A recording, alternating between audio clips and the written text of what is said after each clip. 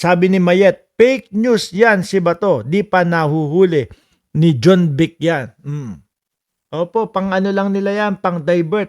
Ang totoo po, alam nyo mga kababayan, ang totoo na nasa ano po, na nasa dahig kung sino, eto po, ipapakita ko po sa inyo. At muling pagbabalik sa dahig ho, mga kababayan. Alam nyo kung sino?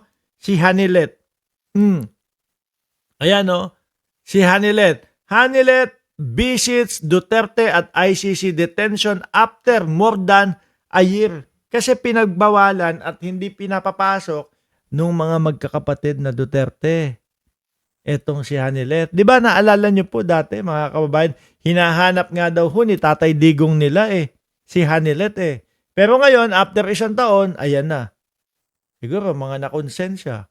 Biruin mo, nung presidente, si dating Pangulong Duterte, Ma'am Juby Sestina, nung siya ay presidente, sino po ang nakaalalay kay dating Pangulong Duterte? Si Hanilet at saka po si Kitty Duterte. Tapos bigla nilang pinagbawalan, bigla nilang hindi pinapasok.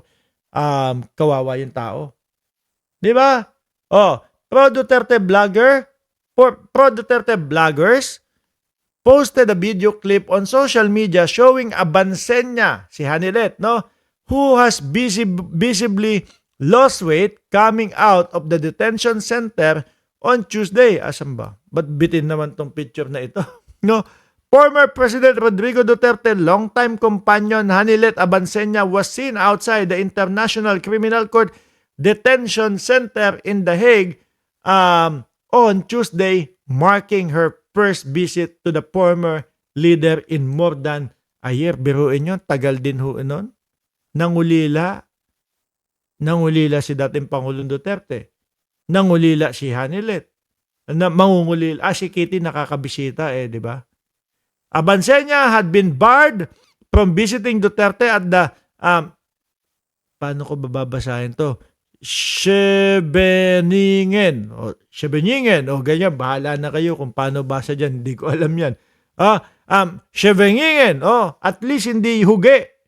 Yung hindi ko alam. Ito, mga salitang German yata itong mga gano'n. Salitang panghig, di ba? Scheveningen. At least hindi huge, mga kababayan. Turuan nyo nga ako. Bago sa pandinig ko ito prison after she allegedly discussed the case with him during a phone call, a violation of the facility rules.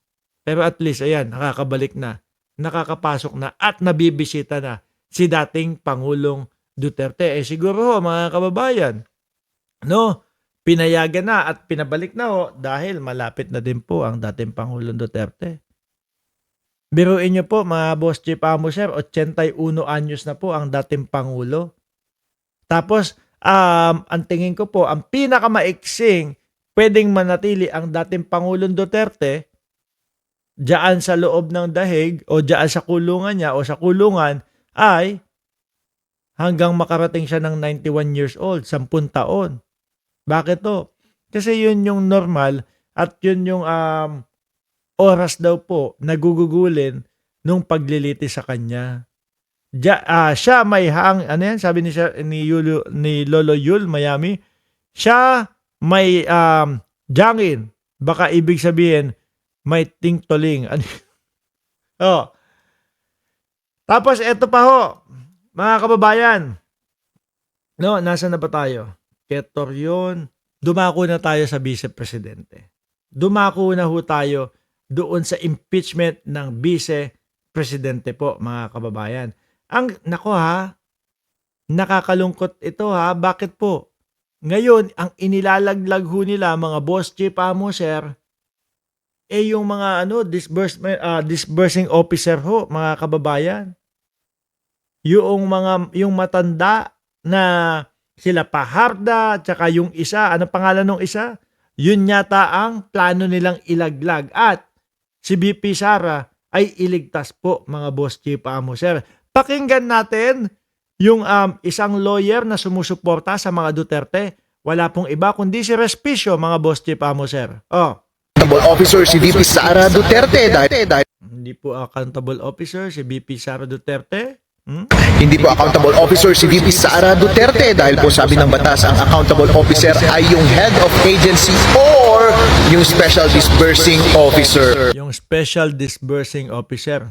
Nakakaawa naman yung isang matanda. Yun ho yung ano.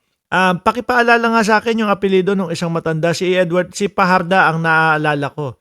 Yung isang matanda na sumakit yung dibdib at nanginginig dahil natatakot.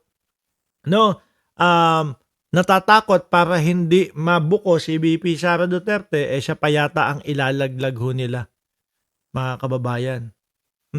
Yan yung tinutukoy nila, pati sila Amy Marcos. Yan ang tinutukoy nila na gustong sumalo po. Si Gina Acosta, sabi ni Ma'am Elizabeth Kindara, si Gina Acosta. Pakinggan at intindihin ho natin ulit mga Boss Chief Amoser yung naratibo po nila Amy Marcos at dito pong sila Ilong Ranger ho, mga boss. Hindi po accountable officer si VP Sara Duterte dahil po sabi ng batas ang accountable officer ay yung head of agency or yung special disbursing officer. Or po, hindi po and. Ang and po, ibig sabihin, pwedeng pareho. Pero kapag or po, it's kawawa. Itong mga ito. Mailigtas lang ang Vice Presidente, pero ako naniniwala ho ako, mga kababayan. Hindi naman ho mangyayari ang lahat ng yan kung wala pong yung tipo bang go signal ng Vice Presidente. Sabi ni Jordan G doon sa aming group chat, si Mima yan. Nagparamdam din sa akin last week yan. Si Mima nagparamdam. Siguro magpapaalam na po, mga kababayan, yung ating kaibigan, Magpakita, tapikin man ako dito ni Mima. Paalam, Sumalangit nawa ang iyong kaluluwa, kaibigan. Pahinga ka na. Tuloy. either the head of agency or the special disbursing officer. Pero since meron na pong special disbursing officer, hindi Ayan nga, sila Gina Acosta ang ilalaglag nitong mga ito, mga bossing. Tapos syempre, sino makukulong, sino ang mapapanagot, sino papanagutin. Sabi ni Ruel LG, ibig sabihin, di alam ni Sara, ano daw po, sabi, ibig sabihin, hindi alam ni Sara ang mga nangyayari sa bakuran niya. Tingin ko, ano lang nila yan? Pa-etching lang nila yan. Ano po, para mailigtas ang Vice Presidente po, mga kababayan. Pero sino po ang magiging puno at ugat niyan? Siyempre, yung pinakamataas po, mga Boss Chief Amos. At sino ang mga nag-uutos sa kanila? Siyempre, yung Vice Presidente, mga kababayan. VP Sara Duterte ang accountable officer sa pag-disperse ng confidential fund. Kawawa, bigla kong pumasok sa isip ko, mga Boss Chief Amos, na baka ganito din yung ginawa doon kay Ramil Madriaga,